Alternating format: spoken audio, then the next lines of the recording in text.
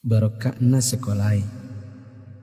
Ada yang bertanya sama saya ketika saya berbicara di suatu majelis. Mengapa sekarang ini sepertinya sekolah kehilangan kesaktian untuk membentuk hati anak-anak kita? Ini pertanyaan dan bukan pernyataan saya. Saya hanya mampu menjawab begini.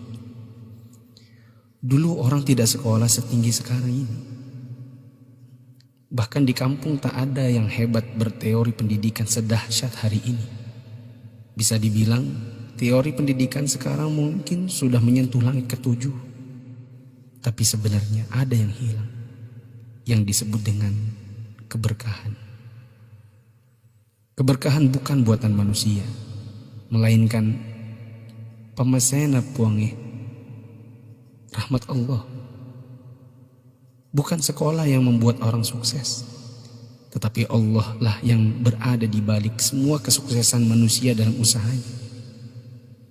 Maksudnya, secara khusus saya mengajak Anda yang berusia 40 tahun ke atas untuk menengok sejenak ke belakang. Balik.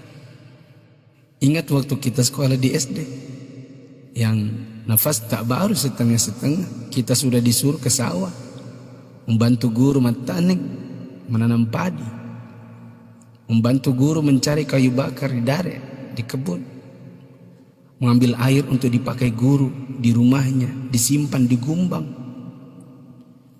Teori praksis pendidikan saat ini akan berkata bahwa ini tak ada hubungannya dengan kurikulum dan media pendidikan dan lain-lain.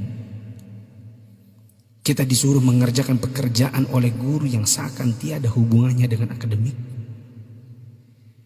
Bukan itu saja, bahkan mungkin kita pernah menjaga jualan guru. Tak hanya itu, kita kalau dipukul oleh guru hingga setengah hidup, atau masengok, mimisan, akibat pukulan mister kayu guru dan jangka pelingkar yang ujungnya runcing. Disinilah intinya. Atas itu semua, pernahkah orang tua kita protes? Pernahkah orang tua kita mengeluh dengan tugas-tugas tadi? Pernahkah orang tua kita melarang kita ikut ekskul dalam tanda kutip yang saya sebutkan tadi, mencari kayu, mengambil air? Sama sekali no. Orang tua kita tak pernah mempersoalkan. Inilah mata air yang mengalirkan keberkahan. Atas kesabaran orang tua terhadap dunia persekolahan, Allah pun turun dengan tangannya. Dia membalas kebaikan hati orang tua atas penghormatan terhadap guru dan eksistensi sekolah yang bahkan mungkin dengan segala kelemahan. Tak perlu pakai teori pendidikan, sebab orang tua kita tak paham itu semua. Tapi teori dan kehendak Allah yang berlaku.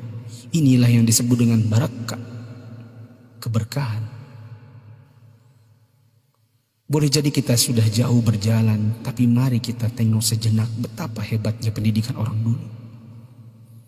Kebodohan guru zaman dulu dengan ekskulnya, serta kesabaran orang tua dengan ketidakpahamannya, rupanya mengusik Allah Ta'ala dengan menurunkan barakah pemasya atas berkat rahmat Allah. Bukan hanya bagi guru, tidak juga hanya untuk orang tua. Bahkan keberkahan itu pun dinikmati oleh anak didik. Tengoklah sekarang, orang tua memenjarakan guru, anak memfitnah gurunya, dicubit bilangnya ditempeleng, diajari katanya dicaci maki, dinasihati lapornya dihina, ditegur ujarnya dipermalukan.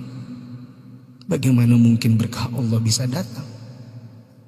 Anda yang berumur 40-an, pernah kita melakukan ini? Bahkan kita membohongi orang tua karena melindungi guru. Kalau perlu orang tua tak perlu tahu apapun keadaannya.